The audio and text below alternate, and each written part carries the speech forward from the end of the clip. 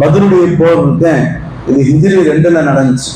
ரசூலுல்லாஹி ஸல்லல்லாஹு அலைஹி வஸல்லம் அவங்க மக்கால இருந்து மதீனாவுக்கு போன பின்னாடி அங்கிருந்து 2வது வருஷத்துல, அதான் ஹிஜ்ரத் செஞ்ச வருஷம், முதல் வருஷம் முடிஞ்சு 2வது வருஷம் பாருங்க. இந்த பத்ருடைய போர்ங்கிறது இஸ்லாமிய வரலாற்றுல மிக முக்கியமான போர், முதல் போர். அல்லாஹ் தஆலா இந்த போரை பத்தி குர்ஆன்ல பெயரை சொல்லியே சொல்லி காமிக்கிறான். வலகத் நஸரக்குமுல்லாஹு பிபத்ரின் வ அன்தும் அதில்லா. நீங்கள் எல்லாம் பலகீனமானவர்களாக இருக்கக்கூடிய நிலையில அல்லாஹ் தஆலா பத்ருடைய அந்த நாள்ல அந்த நேரத்துல உங்களுக்கு உதவி செய்தான் அப்படின்னு அல்லாஹ் தஆலா சொல்றான். அல்லாஹ்வுடைய உதவி இருக்கு. அந்த பத்ருடைய நேரத்துல கண்கூடாக மக்கள் எல்லாம் பார்த்தாங்க. சஹாபாக்கள் அந்த நேரத்துல எந்த விதமான தயாரிப்புகள் இல்லை, போர்க்கூடிய எந்த விதமான ஆயுதங்கள் கிடையாது. கரெக்டா ரமலானுடைய மாசம் 17 பாருங்க, அந்த வருஷம் தான் ரமலானுடைய நோன்பும் கடமையானது. ரமலானுடைய நோன்பும் கடமையான மாசம் கரெக்டா 17வது நாள். இப்ப நம்ம 17வது இரவு தான். வெறும் 313 சஹாபாக்கள் பாருங்க. அந்த 313 சஹாபாக்களுடைய அந்த எண்ணிக்கையே எவ்வளவு பரக்கத் பொருந்தியதா ஆயிடுச்சுன்னா, இப்ப நிறைய சொல்றாங்க, நீங்க பிஸ்மில்லாஹ்னா 313 தடவை ஓடுங்க. இப்ப நம்ம வண்டி நம்பருக்கு தான் 313 வைக்கிறோம், போன் நம்பருக்கு 313 வைக்கிறோம். அதை ஒரு பரக்கத் பொருந்திய நம்பராக நாம நினைக்கிறோம். அல்லாஹ் தஆலா அந்த எண்ணிக்கையே பரக்கத் பொருந்திதான் ஆக்கிட்டான். அப்ப அந்த போர்ல கலந்து கொண்டவங்களுடைய பாக்கியம் இந்த அளவுக்கு பாருங்க. வெறும் முஸ்லிம்கள் 313 பேர் தான் இருந்தாங்க. 3 குதிரைகள் தான் இருந்துச்சு மொத்தத்திலேயே அவங்கள்ட்ட. உருக்கு சட்டை வெறும் 6 அல்லது 9 உருக்கு சட்டை. உருக்கு சட்டை கவச சட்டை. அவங்க அம்பு ஏறிச்சுன்னா, வான் பட்டுச்சுன்னா படாத மாதிரி ஒரே ஒரு ஒட்டகம் தான் இருந்துச்சான். அதுல மாறி மாறி சவாரி செஞ்சுட்டே இருந்தாங்க. இதே காஃபிர்கள் பாத்தீங்கன்னா எதிரிகள் 1000 பேர் இருந்தாங்க. அவங்கள்ட்ட 100 குதிரை இருந்துச்சு, 700 ஒட்டகங்கள் இருந்துச்சு, போதுமான ஆயுதங்கள் எல்லாருமே வச்சிருந்தாங்க. அவங்க அந்த முஸ்லிம்களுடைய கூட்டத்தை பார்த்தோம்னா எந்த ஆயுதமும் இல்லை, வாகனம் இல்லை, ரொம்ப குறைந்த நபர்கள். கண்டிப்பா நாம தான் வெற்றி பெறுவோம் உறுதியான நம்பிக்கையோட அவங்க எந்த அளவுக்கு தயாரிப்போட வந்தாங்கன்னா, இசை கருவியனோட பாடகைகளோட வந்தாங்க. ஏன்னா நம்ம வெற்றி பெற்ற பின்னாடி இப்படிதான் நம்ம கொண்டாடிட்டு போகணுங்கிற எண்ணத்தோட வந்தாங்க. அல்லாஹ் தஆலா உண்மையிலேயே அந்த நேரத்துல நபி ஸல்லல்லாஹு அலைஹி வஸல்லம் அவங்க ரொம்ப கவலைப்பட்டாங்க. அவங்க நிறைய அழுது துவா செஞ்சாங்க. நபி அவங்க சஜிதால போய் இருந்து துவா செஞ்சது ஒரே ஒரு தடவை தான். அது பத்ருடைய போர்ல மட்டும்தான், ஒரே ஒரு தடவை தான். நாம இன்னைக்கு ஒவ்வொரு வக்துக்கு பின்னாடி சஜிதா போய் துவா செய்யறோம்ல. பலர்கள் சஜிதால போய் துவா செய்யறத வழக்கமாவே கொண்டிருக்கிறாங்க. ஆனா ஷரியத்துடைய ஃபத்வாப்படி என்ன சொல்றாங்கன்னா, சஜிதால துவா செய்யறத வழக்கமாக்க கூடாது. ரொம்ப நிர்பந்தமான நேரத்துல, நெருக்கடியான நேரத்துல தான் நம்ம சஜிதால துவா செய்யணும். சஜிதாங்கிறது உயர்தரமான இடம். அதை ரொம்ப அடிக்கடி செஞ்சு ஈஸியாக்கிட்டோம்னா, அதனால அதையும் கூட ரொம்ப நிர்பந்தமான நேரத்துல செய்யுங்கிறான். நபி ஸல்லல்லாஹு அலைஹி வஸல்லம் அவங்க அந்த பத்ருடைய நேரத்துலதான் அதிகமாக துவா செஞ்சாங்க. அழுது ரொம்ப சஜிதாலேயே இருந்தாங்க. ஹஜ்ரத் நபி அபூபக்கர் ரலியல்லாஹு தஆலா அவங்கள தொட்டு, நீங்க எந்திரிங்க, கண்டிப்பா அல்லாஹ் உங்களுக்கு உதவி செய்வான், நீங்க கவலைப்படாதீங்க அப்படின்னு சொல்லி நபி ஸல்லல்லாஹு அலைஹி வஸல்லம் அவங்களை ஆறுதல்படுத்தினாங்க. நபி அவங்க செஞ்ச துவா இருக்க, யாரெல்லாம் இந்த முஸ்லீம்கள் எல்லாமே வாகனங்கள் இல்லாம இருக்கிறாங்க, யாரெல்லாம் நீ உங்களுக்கு வாகனத்தை கொடு. இவங்கெல்லாம் ஆடையற்றவர்களா இருக்கிறாங்க, நீ உங்களுக்கு ஆடைகளை கொடு. இவங்கெல்லாம் பசித்தவர்களாக இருக்கிறாங்க, இவங்களுக்கு நீ உணவளி. இவங்கெல்லாம் ஏழ்மையானவங்களா இருக்கிறாங்க, யாரெல்லாம் இவங்களை எல்லாம் சீமான்களாக நீ ஆக்கு. துவா செஞ்சாங்க. அல்லாஹும்ம அன் தஹ்லிக ஹாதிஹில் அஸாபத்த, யாரெல்லாம் இந்த கூட்டத்தை, நாங்க வெறும் 313 பேர் தான் இருக்கிறோம், ஒரு காலம் இந்த போர்ல இவங்கெல்லாம் தோல்வி அடைஞ்சு இவங்கெல்லாம் இறந்துட்டாங்க, மௌத்தாயிட்டாங்க, ஷஹீதாயிட்டாங்கன்னா, உன்னை இந்த துன்யாவை வணங்குறதுக்கு யாருமே இருக்க மாட்டாங்க, எல்லாருமே வஃபாத் ஆயிடுவாங்க, உன்னை வணங்குறதுக்கு இந்த பூமியில யாருமே இருக்க மாட்டாங்க அப்படின்னு சொல்லி ரொம்ப அழுது துவா செஞ்சாங்க. அல்லாஹ் தஆலா அவரை எழுந்திருக்க சொல்லி அந்த கனவுலையே அல்லாஹ் தஆலா அந்த நைட்டே காமிச்சாங்க, நாளைக்கு நீங்க வெற்றி பெறுவீங்க, இந்த இடத்துலன்னா எதிரிகள் கொல்லப்படுவாங்க. அல்லாஹ் தஆலா அப்பவே குர்ஆனுடைய ஆயத்தை இறக்குனா, இது தஸ்தகீஸூன ரப்பக்கும் ஃபஸ்தஜாப லக்கும் அன்னி முமித்துக்கும் பிஅல்ஃபின் மினல் மலாயிகத்தி முர்திஃபீன், நாங்க உங்களுக்கு 1000 மலக்குமார்களை கொண்டு உதவி செய்வோம், நீங்க கவலைப்படாதீங்க. அல்லாஹ்வே பதில் சொல்லிட்டான். ஃபஸ்தஜாப லக்கும், அல்லாஹ் தஆலா உங்களுக்கு பதில் சொன்னா அன்னி முமித்துக்கும் அல்ஃபின் மினல் மலாயிகத்தி, 1000 மலக்குமார்கள் வருவாங்க. அந்த எதிரிகள் எத்தனை பேருங்க? எத்தனை பேருங்க? 1000 பேர். ஒவ்வொரு நபருக்கும் ஒவ்வொரு மலக்கு. அல்லாஹ் தஆலா 1000 மலக்குகளை அனுப்பினான். சஹாபாக்கள் சொல்றாங்க, அந்த எதிரிகள் கூட சொன்னாங்க, நாங்க மலக்குமார்களை தலப்பா கட்டி நல்ல அழகான வெண்மையான ஆடையை கொண்டு நாங்க கண்கூடா பார்த்தோம். பலர்கள் எப்படி வான்களை தான் உயர்த்தினாங்க, அவருடைய தலைகள்ல போய் வெட்டி கீழே விழுந்துருச்சு. அந்த நேரத்துல ஷைத்தான் சொன்னானாமா, குர்ஆன்ல வந்திருக்கு, இன்னி பரீஉம் மின்கும் இன்னி அரா மாலா தரவுன, நான் உங்களை விட்டு விலகி நான் போயிடுறேன். அந்த மக்கா காஃபிர்கள் குறைஷிகளை பார்த்து நான் உங்க கூட இருக்கேன்னு ஷைத்தான் சொல்லிட்டே இருந்தானா. போர் நடக்கும் போது அவன் சொன்னான், நான் உங்களை விட்டு நான் விலகி போயிடுறேன், நீங்க பார்க்காதவங்கள நான் பார்க்கிறேன் நானு அப்படின்னு சொன்னான். மலக்குமார்களை ஷைத்தான் பார்த்துட்டு, நீங்க பார்க்காத நபர்களை நான் பார்க்கிறேன், நான் உங்களை விட்டு நான் விலகி போயிடுறேன், இந்த இடத்துல இல்லை அப்படின்னு சொல்லிட்டு ஷைத்தான் அங்கிருந்து கிளம்பி போயிட்டான். பாருங்க, அந்த நேரத்துல போர் ரொம்ப உக்கிரமான முடிவுகள்ல நடந்துச்சு. அந்த நேரத்துல அல்லாஹ் தஆலா முஸ்லிம்களுக்கு ஒரு பெரிய வெற்றியை கொடுத்தான். 70 காஃபிர்கள் அல்ல கொல்லப்பட்டாங்க. மொத்தம் 1000 பேர் வந்தாங்களே, அந்த 70 காஃபிர்கள் கொல்லப்பட்டாங்க. 70 பேர்கள் கைதிகளாக பிடிக்கப்பட்டாங்க. ஆனா முஸ்லிம்கள்ல ஷஹீதானவங்க இருக்காங்க, வெறும் 14 பேர் தான் ஷஹீதானாங்க. மொத்தம் 313 பேர் கலந்து கொண்டவங்கள்ல வெறும் 14 பேர் ஷஹீதானாங்க. அந்த முஹாஜிர்கள் 6 பேரு, அன்சாரிகள் 8 பேர். முஹாஜிர்கள் மக்காவில இருந்து வந்தாங்க பாத்தீங்கன்னா, அந்த இதுல 6 பேர்.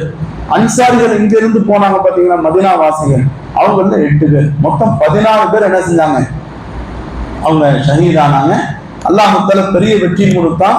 அந்த பத்ருடைய போரை பத்தி சொல்லப்படுது, இருக்கிறதுலயே இஸ்லாமிய வரலாற்றுல முதல் போராக இருக்கிறதுனால அந்த நேரத்துல நம்ம வெற்றியா தோல்வியாங்கிறது மட்டுமல்ல, இஸ்லாத்துடைய முடிவு என்னங்கிற மாதிரியே இருந்துச்சு.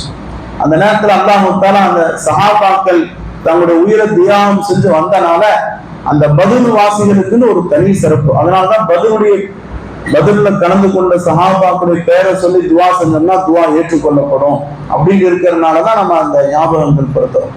2வது, அந்த பத்ர் வாசிகளை பத்தி அல்லாஹ் தஆலா சொன்னா, நீங்க இதுக்கு பின்னாடி எந்த தவறு செஞ்சாலும் கூட நான் மன்னிச்சிடுவேன்.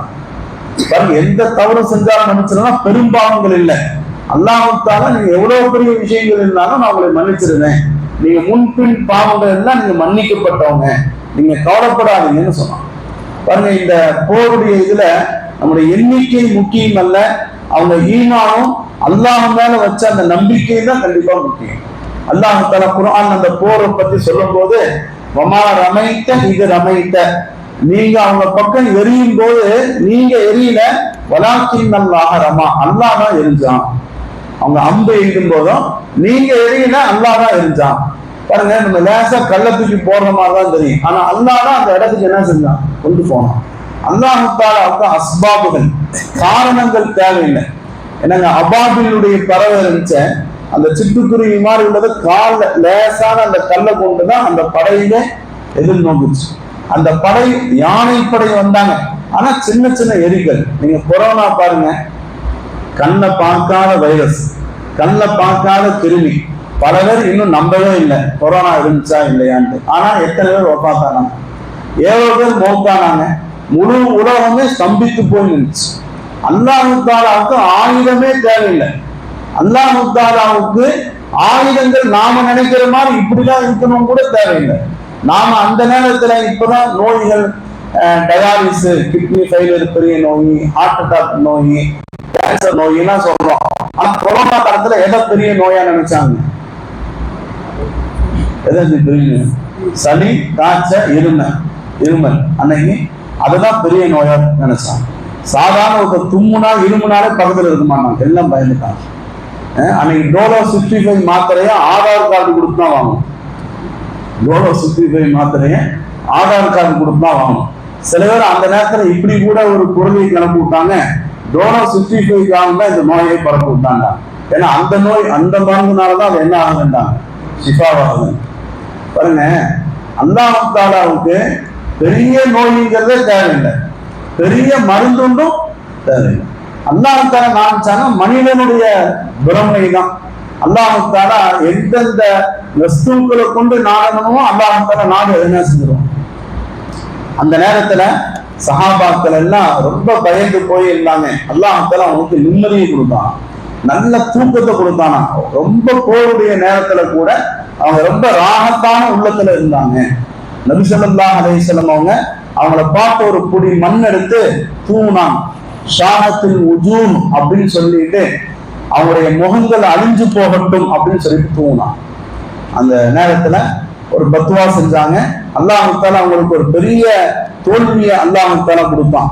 பாருங்க, எதிரிகளுடைய தலைவர்கள் சொன்ன நேரத்துல கிட்டத்தட்ட 5 பெரிய தலைவர்கள் அந்த இடத்துல அவங்க மௌத்தாக்கப்பட்டாங்க, அவங்க கொல்லப்பட்டாங்க. 70 பேர் கொல்லப்பட்டாங்கன்னு சொன்னோம்னீங்க. ஒரு பெரிய கிணறு இருந்துச்சு. இன்னைக்கும் பதிலுடைய நடந்த இடத்துக்கு உம்ரா போனவங்க, ஹஜ்ஜுக்கு போனவங்க எல்லாம் போகுவாங்க. அந்த இடத்துல ஒரு பெரிய கிணறு இருந்துச்சு. இறந்தவங்க எல்லாம் அந்த உள்ளத்துல போட்டாங்க, அந்த கிணத்துல போட்டாங்க. அதுல பெரிய தலைவர்கள் நபி அவங்களுக்கு ரொம்ப எதிரியாக இருந்தவங்க அபூ ஜஹல், உத்பத்து இப்னு ரபீஆ, ஷைபத்து இப்னு ரபீஆ, உமையத்து இப்னு ஹலஃப், இவங்க எல்லாமே என்ன செஞ்சாங்க, கொல்லப்பட்டாங்க. நபி ஸல்லல்லாஹு அலைஹி வஸல்லம் அவங்க அந்த கிணத்துல உள்ள போட்டாங்க. போட்டுட்டு கடைசியா அந்த கிணத்துல இருந்து வரும்போது நின்று சொன்னாங்க, அல்லாஹ் தஆலா எங்களுக்கு வாக்களிச்சது கொடுத்துட்டான், உங்களுக்கு வாக்களிச்சதை நீங்க பெற்றுக்கொண்டீங்களான்னு கேட்டாங்க. அல்லாஹ் தஆலா எங்களுக்கு வாக்களிச்சதை கொடுத்தனால எங்களுக்கு வெற்றியை கொடுத்துட்டான், உங்களுக்கு வாக்களிச்சதை நீங்க பெற்றுக்கொண்டீங்கனால நீங்க மௌத்தானதுக்கு பின்னாடி அல்லாஹ் உங்களுக்கு நரகத்தை தருவான், அதாபை தருவான், அதை நீங்க பெற்றுக்கொண்டீங்களான்னு கேட்டாங்க. பக்கத்துல இருந்த சஹாபாக்கள்லாம், யார சொல்ல அவங்க தான் இறந்துட்டாங்களே, அவங்க உங்க வார்த்தையை கேட்பாங்களான்னு கேட்டப்போ உங்களை விட அதிகமாக கேட்பாங்கன்னு சொன்னாங்க. அல்லாஹ் தஆலா அவங்கள கேட்க வைப்பான். பாருங்க, இன்னைக்கு கூட நம்ம கபூர்ல அடக்கம் பண்ணிட்டு வரும்போது உங்களுடைய காலடி சப்தத்தை அந்த மையத்துகள் கேட்கும்னு நம்ம சொல்றோமா இல்லையா? அல்லாஹ் தஆலா கேட்க வைப்பான். நம்மளை விட்டு அடக்கம் பண்ணிட்டு இவங்கெல்லாம் வெளியே போறாங்க, நாம தன்னந்தனியா இருக்க போறோம். இனிமேல் நமக்கு யாரு தான்? அல்லாஹ் மட்டும்தான். இன்னைக்கு அவங்க முன்கருணைக்கு கேள்வி கணக்கு கேட்க வந்தா நாம தான் பதில் சொல்லணும். பாருங்க, இந்த இடத்துல அல்லாஹ் உண்மையிலேயே நாம எல்லாம் கவனிக்கணும். அதனால தான் நபி அவங்க சொன்னாங்க, ஹதீஸ்ல வந்திருக்கு, ஒரு ஒட்டகத்தை அறுக்கக்கூடிய நேரம் அளவுக்கு நீங்க அங்க இருந்து அவங்களுக்கான துவா செய்யுங்கன்னு சொன்னாங்க. நம்ம எல்லாம் அடக்கம் பண்ணிட்டு வந்துடுறோம்ல, குறைந்தபட்சம் அந்த குடும்பத்தார்களாவது கொஞ்ச நேரம் நின்று என்ன செய்யணும்னா அவங்க மேல குலுல்லாஹ் சூரா, அது மாதிரி சில தஸ்பீஹாத்துகள்லாம் நம்ம ஓதிக்கிட்டே இருக்கணுமா. அவங்க கொஞ்ச நேரம் அந்த கேள்வி கணக்கு கேட்கிற வரைக்கும் வெளியே தல்கீன் அப்படின்னு கூட சொல்லுவாங்க. ஒரு 1/4 மணி நேரம், ஒரு 1/2 மணி நேரம் அவங்கள நம்ம பக்கத்திலே இருந்து இப்ப அவங்களுக்கு கேள்வி கணக்கு கேட்க ஆரம்பிக்கப்பட்டிருக்கோம். இப்ப நாம அதனுடைய துவாக்கள் நாம ஓதிட்டே இருப்போம். அவங்க அந்த கேள்வி கணக்கு லேசாக்கப்படும். நாம ஜனாசாவுடைய தொழுகையும் சரி, நம்ம கபிரிஸ்தான் வந்து வெளியே வரும்போது நம்ம அவங்களுக்கான துவா செஞ்சுட்டு தான் வரோம்.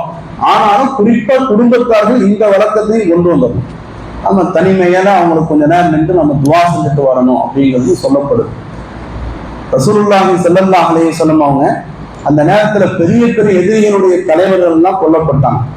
பாருங்க, அந்த போருடைய ரசூலுல்லாஹி ஸல்லல்லாஹு அலைஹி வஸல்லம் பத்ருடைய போர்ல யாரெல்லாம் கலந்து கொண்டாங்களோ பின்னாடி அவங்க ரொம்ப உயர்ந்தமானவங்களாக ஆக்கப்பட்டாங்க. அதுக்கு பின்னாடி சின்ன சின்ன தவறுகள் அவங்க ஏற்பட்ட பின்னாடி கூட அல்லாஹ் தஆலாவும் நபி ஸல்லல்லாஹு அலைஹி வஸல்லம் அவங்களும் இவங்கெல்லாம் பத்ர்ல கலந்து கொண்டவங்க, இவங்களுடைய பேர் எல்லாம் மன்னிக்கப்பட்டது, நீங்க இவங்களை குற்றம் பிடிக்காதீங்க அப்படின்னு சொன்னாங்க. பாருங்க, பத்ருடைய போர்ல நமக்கு எல்லாத்துக்குமே தெரியும், அபூ ஜஹலும் வெட்டப்பட்டான். அபூ ஜஹலை கொண்டவங்க யாருன்னா 2 சிறுவர்கள் தான் கொண்டாங்க. அபூ ஜஹலை கொண்டதை முஆத் இப்னு அஃப்ரா, முஆத் இப்னு அம்ர் இப்னு ஜமூஹ் அப்படிங்கிற 2 சிறுவர்கள். ஹஜ்ரத் அப்துல் ரஹ்மான் இப்னு அவுஃப் ரலியல்லாஹு தஆலா அவங்க அந்த படையில வரிசையில நின்று இருக்கிறாங்க. அவங்க பார்த்தோம்னா இந்த பக்கம் ஒரு சின்ன பையன், இந்த பக்கம் ஒரு சின்ன பையன். அவங்க 2 பேர்த்தையும் இப்படி பாக்குறாங்க. அவங்க மனசுல நினைச்சாங்கன்னா, நம்ம படையில நிக்கிறோம் போருக்காண்டி, நாம நல்ல ஒரு வீரர்கள் பெரிய ஆட்களோட வரிசையில நின்றோம்னா நமக்கு ஒரு நல்ல சந்தோஷமா ஒரு தைரியமா இருக்கும். நம்ம பக்கத்துல சின்ன பசங்க நின்று இருக்கிறாங்க அப்படின்னு மனசுல என்ன நினைச்சாங்க.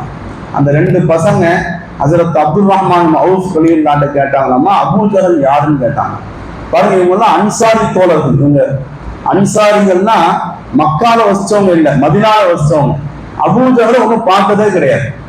அபூ ஜஹல் நபி அவங்களுக்கு பெரிய எதிரின்னு கேள்விப்பட்டவங்க தான், ஆனா அபூ ஜஹலை பார்த்ததில்லை.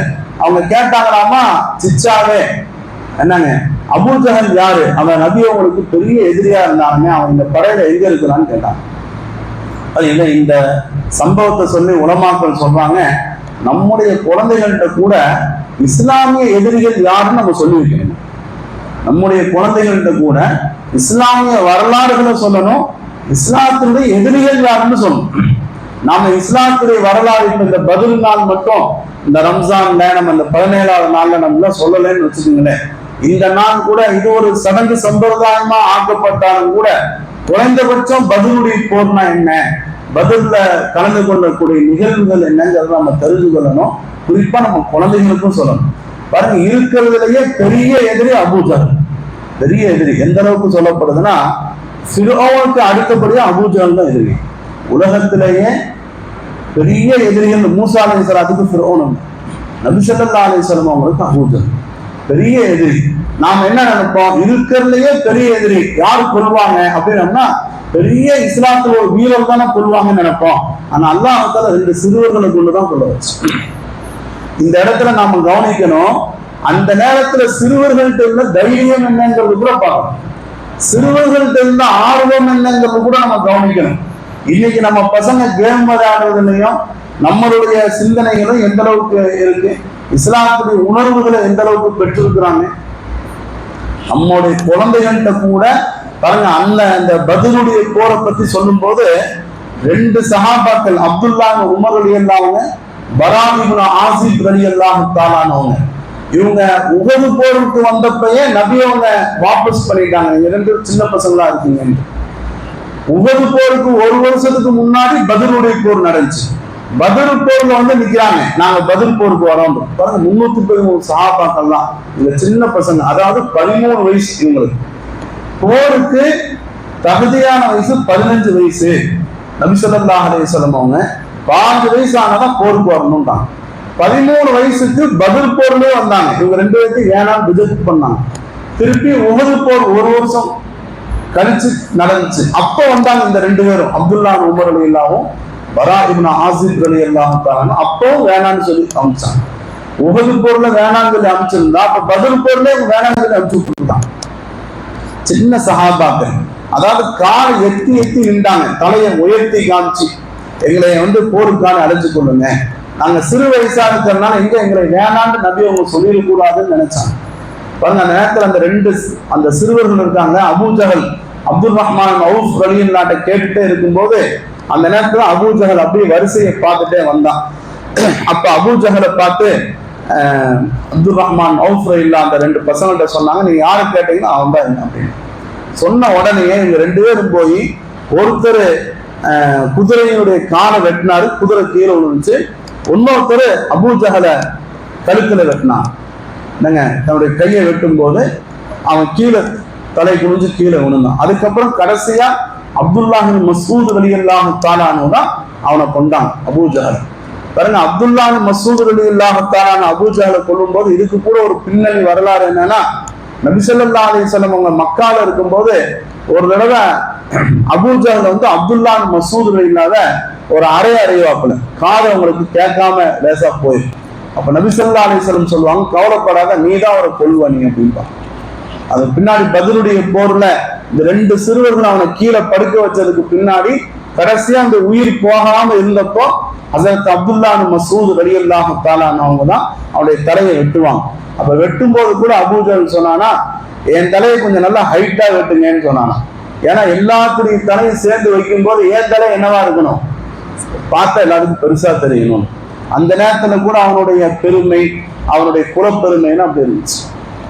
பாருங்க, ரசூலுல்லாஹி ஸல்லல்லாஹு அலைஹி வஸல்லம் அவங்க அந்த போர்ல ரொம்ப கவலைப்பட்டாங்க, கஷ்டப்பட்டாங்க, சஹாபாக்கள் கவலைப்பட்டாங்க.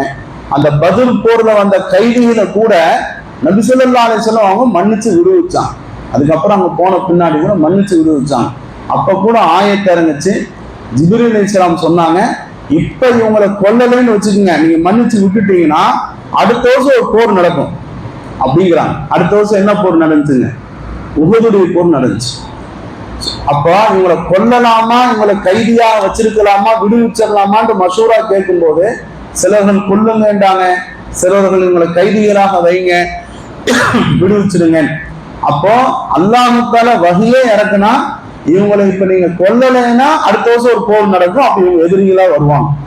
அதுக்கு நீங்க தயாரா இருந்தீங்கன்னா நீங்க விடுவிச்சிருங்க.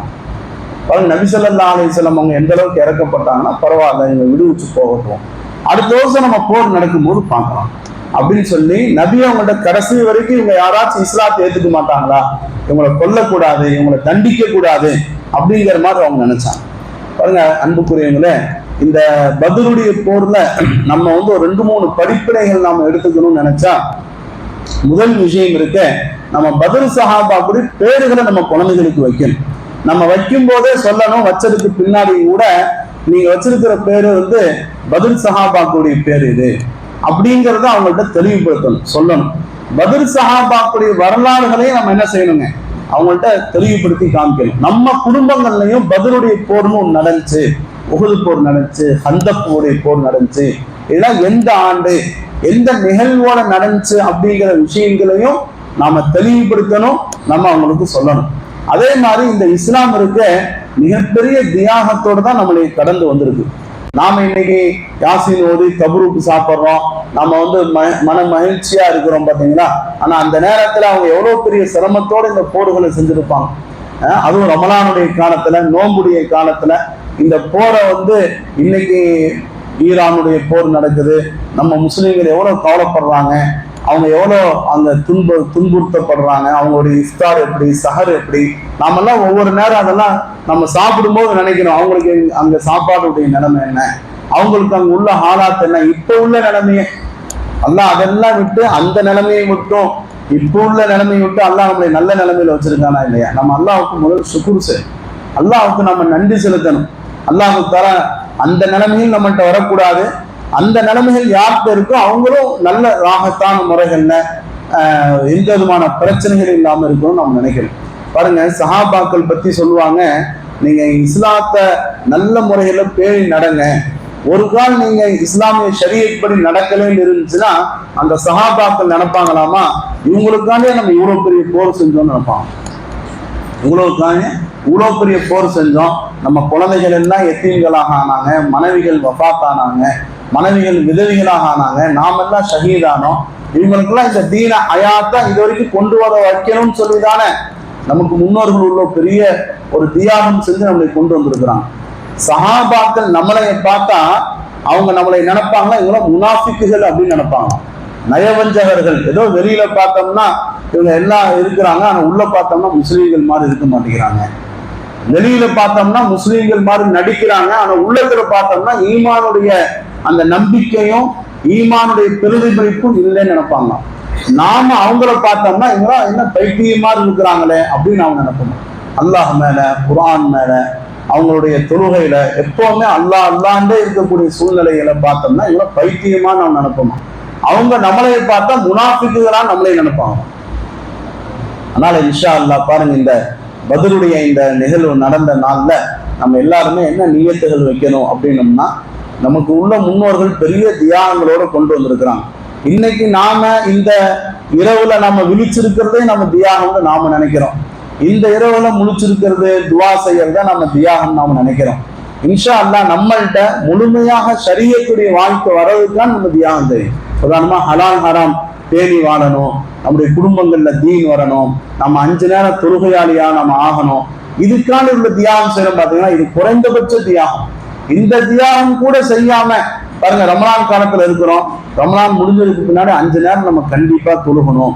அதுல வந்து ஒரு நாளைக்கு அரை மணி நேரம் கொடுக்கறது கூட நம்ம தயாராகலைன்னா அப்ப அல்லாஹ் தஆலா நம்ம மறுமையில நம்மள்ட்ட கேட்டா, உங்களுக்காக நம்ம உயிர் தியாகம் கூட செஞ்சாங்க, நீங்க எங்களுக்காக என்ன செஞ்சீங்கன்னு கேட்டாங்க. அதனால நம்ம கண்டிப்பா நம்ம வந்து தாடி வைக்கிறது, தொப்பி போடுறது, ஷரியத்துடைய வாழ்க்கையை பேணறது, இதெல்லாம் நம்ம தியாகமாக நம்ம நினைக்க. இது வந்து உண்மையிலேயே தியாகம் கிடையாதுங்க, அவங்க செஞ்சதுதான் தியாகம். இதை நாமளே நமக்குள்ள நம்ம என்ன செஞ்சுக்கிட்டோம், தியாகம் நாம நினைச்சுக்கிட்டோம். ஆனா உண்மையிலேயே இது கடமை. அழகா சொல்லுவாங்க, நாம கடமைகளை தியாகமாக நினைச்சு செய்யறோம், அவங்க தியாகத்தை கடமையாக நினைச்சு செஞ்சாங்க. அவங்க தியாகத்தை கடமையாக நினைச்சு செஞ்சாங்க, என் மேல கடமையும் நினைச்சாங்க. இனி நம்ம கடமையை நிறைவேற்றுறத கூட தியாகமா நினைக்கிறோம், தொழுகிறது தியாகமா நினைக்கிறோம், நோன்பு வைக்கிறது தியாகமா நினைக்கிறோம். ஏங்க அவங்களாம் செய்யறது இல்லைங்க, நான் செய்யறேங்க. அதனால இன்ஷா அல்லாஹ் அல்லாஹு தஆலா பாருங்க, ஒவ்வொரு வருஷமும் ரமலான் வருது, ஒவ்வொரு வருஷமும் பத்ருடைய இரவும் வருது. நாம கண்டிப்பா இன்ஷா அல்லாஹ்வுத்தால ஒரு சின்ன சின்ன மாற்றங்கள் நம்முடைய வாழ்க்கையில வரணும். முதல் கட்டமா நம்ம 5 நேரம் தொழுகையாளியா ஆயிரணும், குர்ஆன் ஓதக்கூடியவங்களாக நம்ம ஆகணும், ஷரியத்தை பேணக்கூடிய மக்களாக நம்ம ஆகணும். அந்த மக்கள் எல்லாம் எவ்வளவு பெரிய தியாகம் செஞ்சு இந்த தீனை நம்ம கையில வரைக்கும் கொண்டு வந்து சேர்த்து இருக்கிறாங்க. நாம இதை பின்பற்றல, பாதுகாக்கலைன்னா மறு உலகத்தில் நம்மள்ட்ட கேட்டாங்க, உங்களுக்கான இவ்வளவு பெரிய தியாகம் செஞ்சோமே, நீங்க இந்த தீனை எப்படி கட்டி பாதுகாத்தீங்கன்னு நம்மள்ட்ட கேட்டா நம்ம என்ன பதில் சொல்லுவோம்? ஆனால் நீயத்து வைக்கலாமா? இன்ஷா அல்லாஹ் பரிபூர்ணமான இந்த ஷரியத்தை, மார்க்கத்தை நம்ம பின்பற்றி நடக்கணும். இது அவங்களுக்கு செய்யக்கூடிய நன்றிகள். நாம அவங்களுக்காண்டி யாசின் ஓதி துவா செய்யறோம் பாத்தீங்களா, இதை நன்மை எட்டி வைக்கிறோம். ஆனா அவங்க உண்மையிலேயே சந்தோஷப்படுறது எதை பார்த்து சந்தோஷப்படுவாங்கன்னா, நம்ம தீன் படி நடக்கிறத பார்த்தா தான் சந்தோஷப்படுவாங்க. ஏன் அப்படின்னம்னா, இந்த தீன் இவங்கள்ட்ட வர்றதுக்காண்டி தான் நம்ம என்ன செஞ்சோம், இவ்வளவு பெரிய ஷஹீதானோ மாஷா அல்லாஹ் இவங்க பின்பற்றுறாங்க. இப்போ நம்ம வாரிசுதாரர்கள் சொத்தை பாதுகாத்தாங்கன்னு வச்சுக்கோங்க, கொடுத்தவங்க மூதாதையர்கள் பார்த்து என்ன செய்வாங்க, சந்தோஷப்படுவாங்க. பரவாயில்ல, நான் கொடுத்த சொத்தை வளர்த்துனாங்க, நான் சொத்தை கொடுத்து பாதுகாத்தாங்க அப்படின்னு நினைப்பாங்க. அவங்க கண் முன்னாடியே எல்லாமே வீணா போயிருச்சு, ஒண்ணுமே இல்லாம ஆயிடுச்சுன்னா எவ்வளவு வருத்தப்படுவாங்க. அந்த மாதிரி தான் இந்த தீனும் இந்த மார்க்கமும். அதனால இன்ஷா அல்லாஹ் இந்த தீனை கட்டி பாதுகாக்கக்கூடிய பொறுப்பு நாம அவங்களுக்கு செய்யக்கூடிய நன்றிகடன் தான். அதனால இன்ஷா அல்லாஹ் அவங்களுக்கு நாம யாசீன் ஓதி அவங்களுடைய பெயர்களை சொல்லி துவா செய்வோம். அல்லாஹ் தஆலா அந்த துவாவுடைய பரக்கத்தினால நம்முடைய வாழ்க்கையுடைய மாற்றங்களும் நம்முடைய எதிர்கால சந்ததிகளுடைய மாற்றங்களையும் அல்லாஹ் தஆலா தந்தருள்வானாக.